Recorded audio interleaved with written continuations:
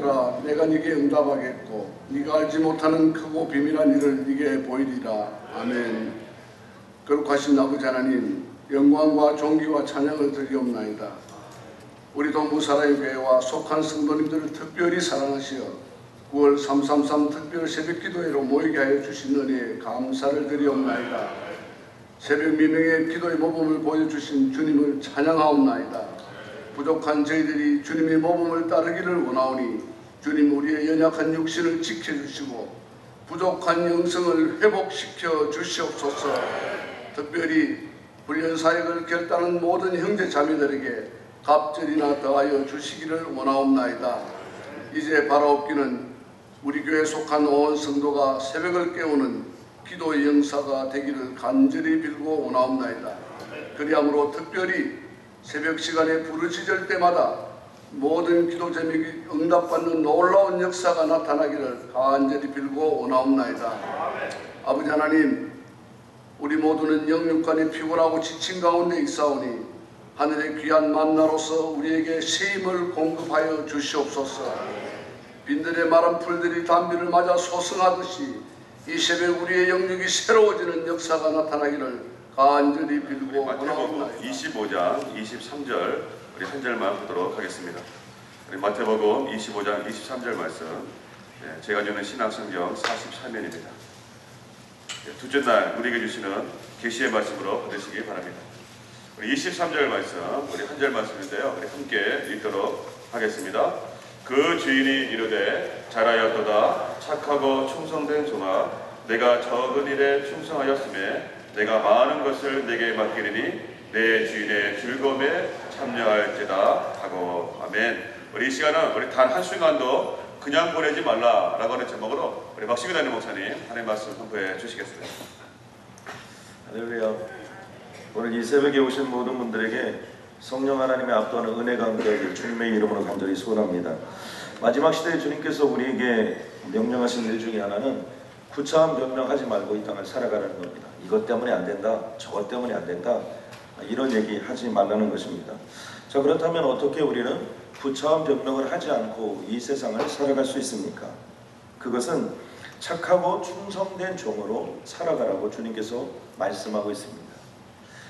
세상이 어떻게 말하느냐 별로 중요하지 않습니다, 여러분. 대단한 인물이 무슨 얘기를 했던 거 별로 중요하지 않습니다. 진짜 중요한 건 뭐냐면 주님이 뭐라고 말씀하셨느냐가 진짜 중요한 겁니다. 왜요? 주님이 말씀하신 것만이 진리고 그 진리만이 영원토록 갈 것이기 때문입니다. 오늘 주인이 말해야 했다는 것은 주님이 우리에게 그렇게 말씀하셨다는 겁니다. 착하고 충성된 종에 대해서 잘하였다는 것입니다. 그냥 잘했다는 것이 아니라 이건 극진한 칭찬입니다. 더 이상 바랄 게 없다, 이렇게만 살아라 라고 주님이 말씀하신 것입니다. 자, 그렇다면 어떻게 사는 것이 주님이 보시기에 착하고 충성된 종으로 사는 것입니까? 그것은 무엇이냐면 적은 일에 충성을 다하는 거죠. 세상에는 여러 가지 일들이 있을 수 있습니다. 큰 일도 있고 작은 일도 있고 많은 일들이 있지만 주님은 착하고 충성된 종에 대해서 적은 일에 착하고 충성되게 일했던 바로 그 사람을 통해서 착하고 충성된 종이라고 칭찬해 주셨다는 사실입니다. 자, 그렇다면 어떻게 사는 것이 적은 일에 충성을 다하고 사는 것입니까? 그것은 첫째, 단 한순간도 그냥 보내지 마라. 단 한순간. 오늘 이 자리에 여러분 나오셨습니다. 잘하셨습니다. 나온 것으로 만족하지 마시고 이 시간 집중하십시오. 이 적은 일이라는 건 헬라어 단어로 보면 올리고스라는 단어를 씁니다. 이 올리고스라는 단어의 의미는 무엇이냐면 아주 작은, 거의 없는, 아주 짧은 기간, 그 가치가 아주 사소한 이런 의미를 담고 있습니다. 그러니까 영어 표현으로 보면 little 또는 small, few 이런 데 해당되는 단어들이 바로 이 올리고스라는 단어입니다. 그러니까 주님의 관심은 우리에게 어떤 것들을 맡기시는데 맡긴 거에 대해서 얼마나 많이 남겼느냐, 주님의 관심은 거기에 없습니다. 진정한 주님의 관심은 어디 있냐면 그 맡긴 것들에 대해서 얼마나 충성스럽게 그 일을 감당했느냐, 이게 주님의 포커스입니다. 물론 주님이 맡긴 5달란트, 2달란트, 1달란트는 결코 적은 양이 아닙니다. 보통 1달란트가 금으로 따지면 33kg이라고 합니다. 웬만한 사람 몸무게하고 똑같습니다. 그러니까 주님이요 째째하지 않습니다. 우리가 보기에는 큰 것도 주님이 보기에는 아주 미미한 것에 불과합니다. 그런데 그 주님께서 이 마지막 심판의 때 우리 성도들이 해야 될 일들이 있는데, 그것은 내가 준 거에 대해서 얼마나 많이 남기고 내가 무슨 대단한 일을 하고 이런 부분에 주님이 관심이 있는 게 아닙니다. 맡겨진 부분에 대해서 얼마나 충성스럽게 그 일을 감당하고 그것을 통해서 나에게 영광을 올려드렸느냐, 이게 주님의 관심입니다. 모든 기회는 사고처럼 찾아온다고 합니다. 여러분, 사고는요 예상하지 못한 어느 순간에 찾아와서 우리를 무너뜨리는 게 사고입니다. 근데 기회도 그렇게 온다는 거예요. 어제까지는 전혀 생각하지 못했는데 오늘 상상할 수 없는 새로운 기회들이 사고처럼 우리에게 찾아오게 된다는 것입니다. 그러므로 시간은 투자라는 겁니다. 매일매일 매 순간순간마다 최선을 다하고 주님의 이름으로 나아가는 어느 날 그 기회가 찾아오고, 한 번 찾아온 기회는 우리 인생 속에서 생각하지도 못했던 역사를 이루어내는 것, 바로 그것이 기회라는 것입니다. 그러므로 주님께서는 큰 일, 작은 일, 이건 내가 해야 될 일, 안 할 일, 이런 걸 너무 가리지 말고 충성스럽게 그 일을 감당하는 어느 한순간 주님의 때가 되면 반드시 역사해 주실 것입니다. 고린도전서 6장 19절로 20절 말씀에 보면 너희 몸은, 우리의 몸을 가리키는 겁니다. 너희가 하나님께로부터 받은 바 너희 가운데 계신 성령의 전인 줄을 알지 못하느냐. 우리의 몸에 대해서 주님은 관심이 아주 많습니다. 우리의 몸이 성령의 전이라는 겁니다. 성령의 전이라는 의미는 우리 몸에 성령이 거하신다. 내 영혼 속에, 심령 속에 성령이 거하십니다. 그렇다고 해서 성령이 아주 조그만 사람이구나, 이런 의미가 아닙니다. 성령은 전 우주 속에도 존재하지만 내 영과 심령 속에도 존재한다는 것입니다. 그게 내 몸입니다. 너희는 너희 자신의 것이 아니라 값으로 산 것이 되었으니, 내가 예수 그리스도를 믿으면 예수 그리스도의 피로 말미암아 값주고 우리를 사셨습니다. 이제 우리는 주님의 몸입니다. 주님은 이렇게 말씀하십니다. 그런즉 너희 몸으로 하나님께 영광을 돌리라. 우리가 하나님께 영광을 올려드리고 하나님의 영광스러운 삶을 사는 것은 무슨 대단한 일을 해서 그렇게 사는 것이 아니라는 거예요. 지금 내 몸, 여러분 오늘 이 새벽에 수없이 많은 사람들이 잠들어 있을 수도 있고 또 일터에서 일하고도 있을 수 있고 여러 가지 상황들이 있을 수 있는데, 우리는 이 새벽 이전에 나왔습니다. 여러분의 몸으로 영광을 올려드리는 거예요. 착각하지 마십시오. 큰일하고 대단한 일 해가지고 하나님께 영광을 올려드리는 게 아니라 내 몸이 있는 곳, 내 몸을 통해서, 내 몸이 어디 있든지 그것을 통해서 하나님께 영광을 올려드린다는 것입니다. 저는 지난 광복절에 우리 자녀들과 함께, 그 유스그룹의 자녀들과 함께, 어린 자녀들과 함께 도산 안창호 선생님의 기념 동상에 다녀왔습니다. 리버사이드에 있습니다. 저도 처음에 갈 때는 도산 안창호 선생님이 누군지도 사실은 이름은 알고 있었지만 흥사다 이런 건 알고 있었지만 그렇게 큰 기대를 하지 않고 그곳에 갔습니다. 근데 막상 그곳에 가서 도산 안창호 선생님의 동상에서 또 거기에 나왔던 관계자분들에 대해서 저희가 설명도 듣고 또 거기서 기념 촬영도 하고 여러 가지 과정을 겪으면서 도산 안창호 선생님이 대한의 독립에 또 그리고 그 대한 독립의 그런 모든 부분을 전반적으로 준비하는데 가장 중요한 핵심적인 분 중에 한 분이었습니다. 그런데 도산 안창호 선생님이 독립운동을 할 때 처음부터 오셔가지고 막 독립운동을 하고 그러지 않았다는 겁니다. 제일 처음에 도산 안창호 선생님이 오셔서 한 일은 뭐냐면 깨끗이 집안을 청소하는 일, 부서진 것을 고치는 거, 커튼 하나 다는 거, 청소들 쓰레기 같은 거 다 주워내고 없애주고 깨끗하게 하는 거. 자기 집뿐만 아니라 아무튼 한인 주민들이 있는 곳이면 어디든지 이 이민자들이 있는 곳에 가면 그 집을 깨끗이 청소해주고 쓰레기를 정리해주고 깨끗하게 수개월에 걸쳐 그렇게 했는데, 당시에 이 리버사이드가 오렌지 농장들이 이렇게 발달하면서 많은 한인들도 그곳에 이렇게 와 있었는데 한인들은 굉장히 영세했다는 거예요. 특별히 그 인력의 센터들을 전부 다 일본 사람들이 쥐고 있었는데, 일본 사람들이 쥐다 보니까 농장주들이 어떤 그 레이버들을 원하면 일본 사람도 먼저 위주로 가거나 중국 사람들이나 이런 사람 위주로 가지 한국 사람들이 제일 마지막이었다는 거예요. 언제나 한국 사람들은 사는 것도 어렵고 그러다 보니까 막 집이 막 구차하고 막 너덜너덜합니다. 마치 멕시코에 가서 우리가 단기성교하면서 그런 보았던 모습들이 한인들의 집이었다는 겁니다. 그런데 어느 날 늘 그 앞을 왔다 갔다 하는 농장주가 길을 쫙 가는데 뭔가 느낌이 다르더라는 거예요. 그럼 뭐가 달라졌지 잘 모르겠는데 매일매일 농장주가 왔다 갔다 출퇴근을 하는데 보니까 계속해서 뭔가 달라졌는데 어느 날 보니까 마을이 깨끗해졌다. 집들이 옛날과 똑같긴 똑같은데 반짝반짝하다. 그래서 물었다는 겁니다. 도대체 왜? 아니 어떻게 이 마을이 전부 다 이게 다 어떻게 된 거냐? 그랬더니 얘기를 해줬던 겁니다. 한국에서 샌프란시스코로 거쳐서 도산 안창호라는 사람이 왔는데 이 사람이 온 마을을 이렇게 깨끗하게 하고 그렇게 하다 보니까 한인들끼리 모여가지고 친목회도 조직하고 그러면서 마을을 더 깨끗하게 하면서 이렇게 열심히 살고 있다. 그러니까 이 사람이 도산 안창호를 한번 만나자고 있다. 그래서 도산 안창호 선생님한테 당신이 만약 인력센터를 만들면 내가 당신이 만든 인력센터에 사람들을 쓰겠다. 당신의 스피릿을 보니까 당신의 스피릿이 살아있다. 근데 돈이 없다. 그래서 그분이 거금을 빌려줬다는 거예요. 돈을 빌려주면서 인력센터를 만들었고 그 인력센터의 사람들을 계속해서 쓰면서 그 빚도 갚고 계속해서 거기서 한인 친목회를 만들고 바로 이것이 한국 독립의 기초가 되었다는 거예요.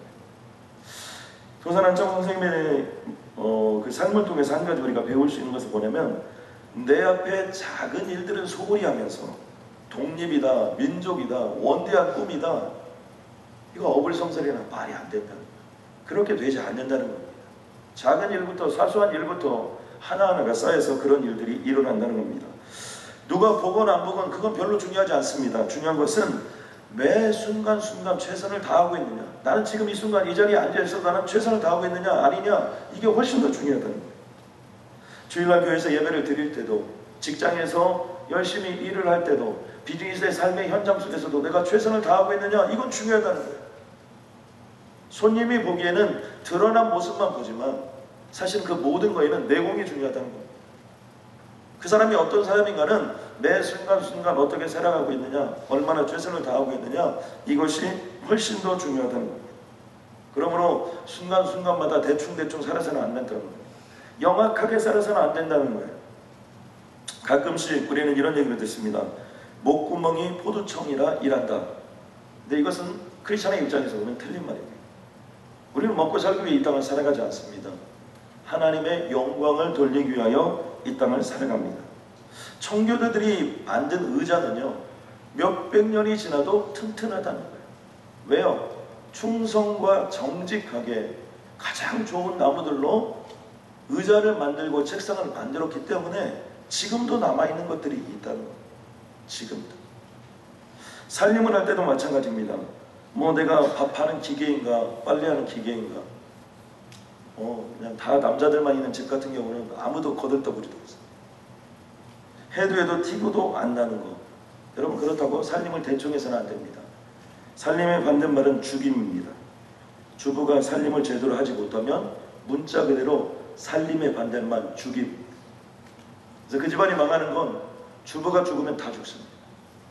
어머니가 죽으면 다 죽게 돼 있어요.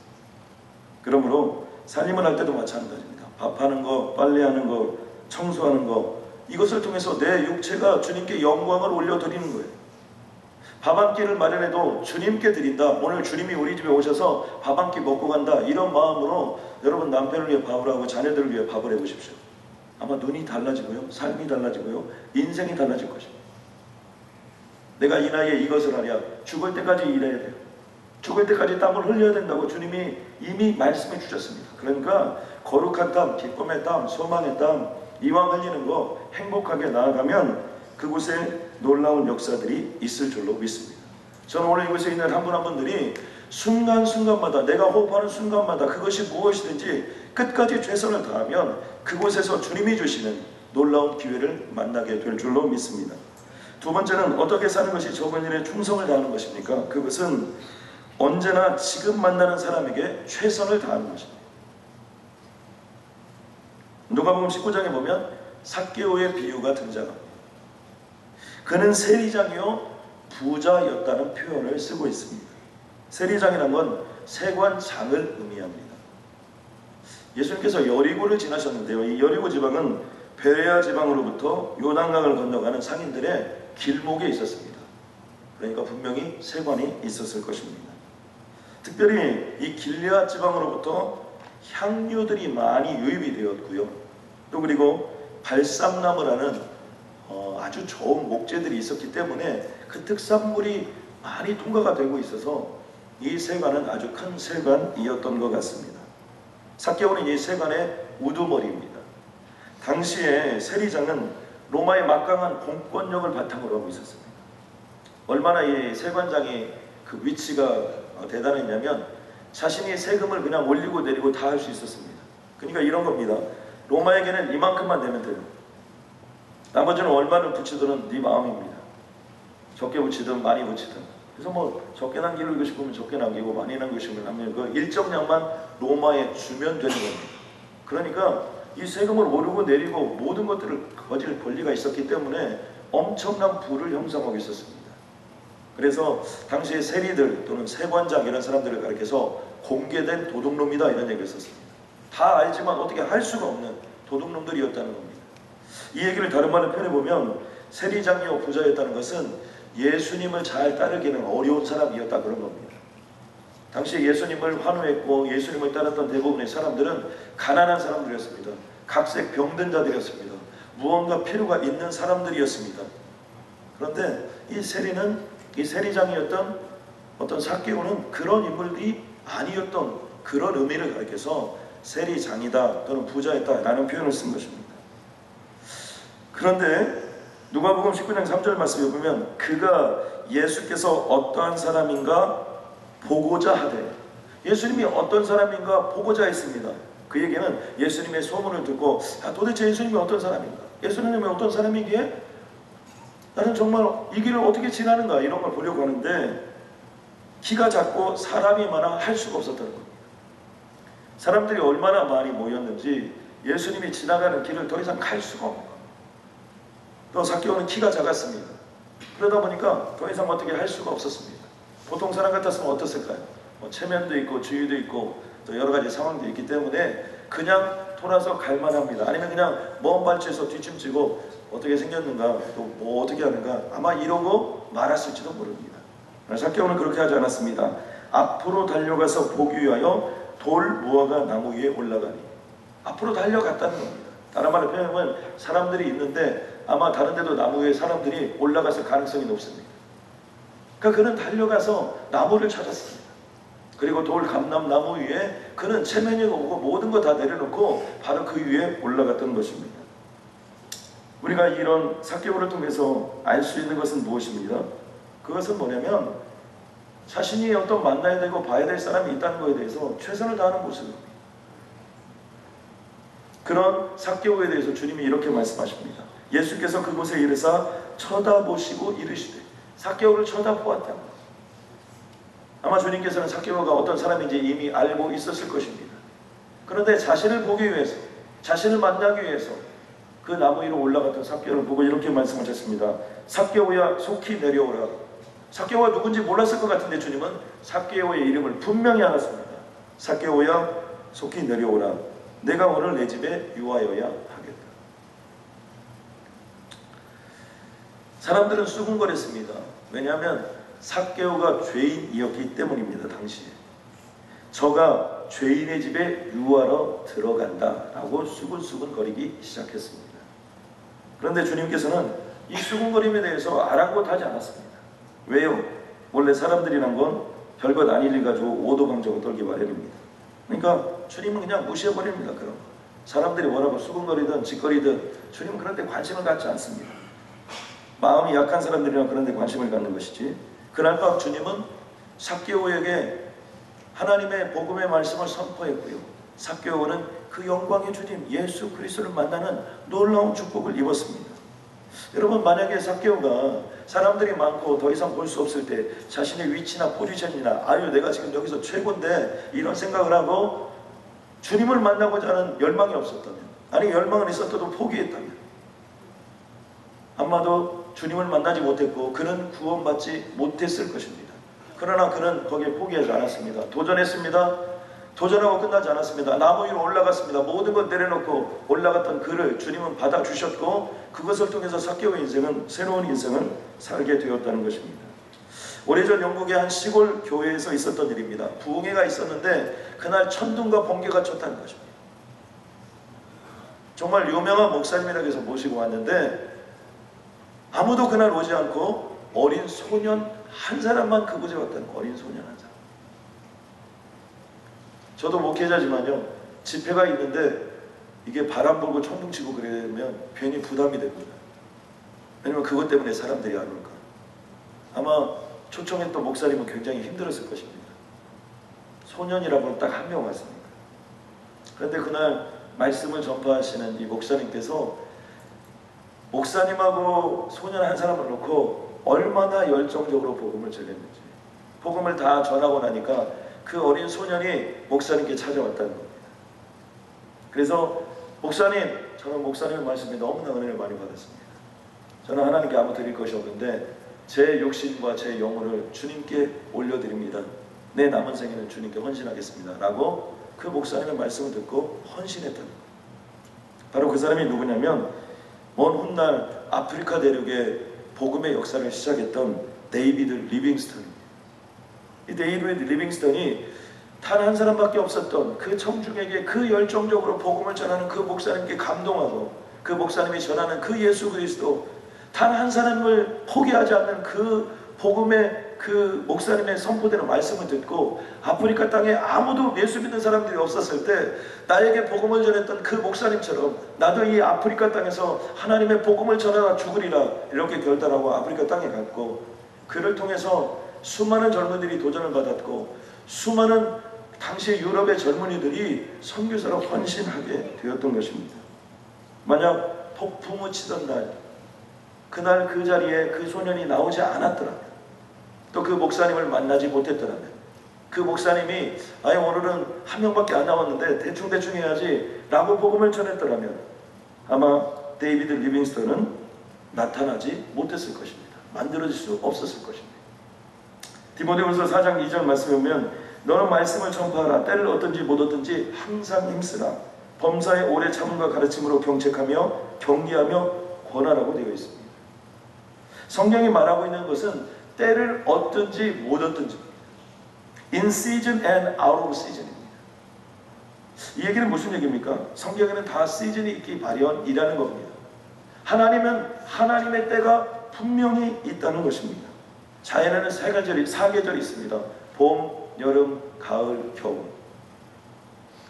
어떤 때는요, 아무리 용을 쓰고 아무리 몸부림을 쳐도 절대로 아무 일이 안 될 때가 있기 마련입니다. 왜요? 하나님의 때가 다 있기 마련입니다. 봄에는 씨를 뿌려야 합니다. 여름에는 누구에게나 고통스러운 뙤약볕이 있기 마련이에요. 누구에게나. 고통스러운 여름이 지나가지 않고는 결단코 가을의 결실을 맺을 수가 없습니다. 내 인생이 여름이라면 그 장렬하는 태양빛 아래에서 그 태양을 감당해야 됩니다. 땀을 뻘뻘 흘려야 돼요. 삐질삐질 땀을 흘리며 땀을 훔치며 열심히 노력하고 최선을 다하는 모습이 우리에게 있어야 됩니다. 그 뙤약빛 아래에서 불을 꽂고 물을 주며 견디어내야 되는 겁니다. 이때는 다른 길이 없습니다. 무조건 참고 견디는 것 외에는 다른 길이 있을 수가 없습니다. 지금 우리가 알고 있는 기도의 대명사인 조지 밀러나 중국 선교의 아버지였던 허드슨 테일러나 순회 선교단의 김영희 선교사님이나 이명박 대통령이나 대통령 후보로 있는 박근혜 씨나 안철수 씨나 런던 올림픽의 유도의 금메달을 땄던 김재범이나 치열한 전쟁 중에는 삼성이나 애플이나 이들은 다 뜨겁고 장렬했던, 아니 죽을 수밖에 없었던, 아니 한 번 정도는 죽었던 그 장렬했던 여름을 지났던 사람들입니다. 결코 우연히 그들이 그 결실을 맺고 있거나 유명해진 것이 아니라는 겁니다. 처음부터 주연으로 출발하는 사람이 없습니다.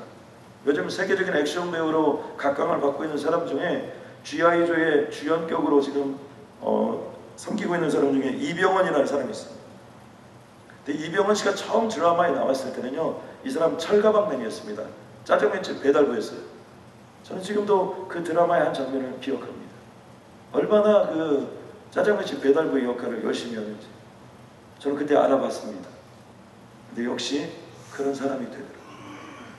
저는 서태지와 아이들 전도하는 게 평생의 꿈 중에 하나인데 요즘에 너무 유명해져가지고 그래서 이번에 양현석, 이준호 또 그리고 서태지 제가 지난 한 적어도 15년 정도 기도했던 사람들입니다. 근데 왜냐하면 서태지와 아이들이 제일 처음에 난 알아요 임백천 프로그램에 나왔습니다. 지금도 잊지 못해요. 난 알아요 하고 딱 하는데 내가 알아봤습니다. 이 사람들 뜨겠구나. 그런데 진짜 뜨더라. 처음부터요. 나중에 잘 되면 그런 거 없습니다. 괜히 우리들은 이렇게 처음 시간에 막 힘들고 어렵고 고통스러운 시간을 보냈던 이 사람들, 이런 사람들에 대해서 우리가 그 사람들하고 비교해서 우리는 비참해하거나 무리수를 둘 필요가 없습니다. 왜요? 그들은 뜨거운 여름을 보냈던 사람들이 장렬하는 태양빛 아래에서 고생이나 눈물이나 견딜 수 없는 시간들을 보냈던 사람들이지 어느 날 갑자기 가을을 맞이했던 사람들이 아니라는 겁니다. 저는 우리들의 인생 가운데서도 하나님께서 추수하는 가을을 허락하여 주실 줄로 믿습니다. 그 가을이 왔다면 우리는 마음껏 기뻐해야 돼요. 마음껏 추수해야 됩니다. 그러나 거기서 끝나서는 안 됩니다. 이 추수 때가 지나면 다시 뭐가 오는 거예요? 겨울이 오는 거예요. 인생이 겨울이 옵니다. 인생의 겨울에는 아무리 땀을 흘려 씨를 뿌려도 다 죽게 되어 있습니다. 겨울은 죽는 계절이에요. 우리 인생에는 겨울이 오게 되어 있습니다. 겨울에 죽어야 될 때 어떻게 죽어야 돼요? 완전히 죽어야 됩니다. 죽을 때도 확실하게 죽어야 그 겨울이 지나면 다시 그곳에서 꽃이 피고 열매를 맺고 새로운 역사가 일어나게 되는 것입니다. 중요한 것은 무엇입니까? 그 시즌을 내가 정하는 것이 아니라는 거예요. 그 시즌은 하나님이 정하십니다. 그러므로 내가 봄인지 여름인지 가을인지 겨울인지 우리는 모르기 때문에 우리는 내 인생 가운데서 계속해서 씨를 뿌리고 내가 해야 될 일들을 하고 도전하며 나아가는 것이 우리들이 할 일입니다. 주님께서는 작은 일에 충성된 자들에게 두 가지 축복을 주셨습니다. 그 주인이 이르되 잘하였더라 착하고 충성된 종아 내가 적은 일에 충성하였으며 내가 많은 것을 내게 맡기리니 내 주인의 즐거움에 참여할지어다. 첫 번째는 주님께서 더 많은 일을 우리에게 맡겨주신다는 것. 오늘 이 새벽에 나왔습니까? 여러분 잘했습니다. 오늘 이 새벽에 기도할 것입니까? 잘했습니다. 오늘 하루를 도전할 것입니다. 여러분 잘했습니다.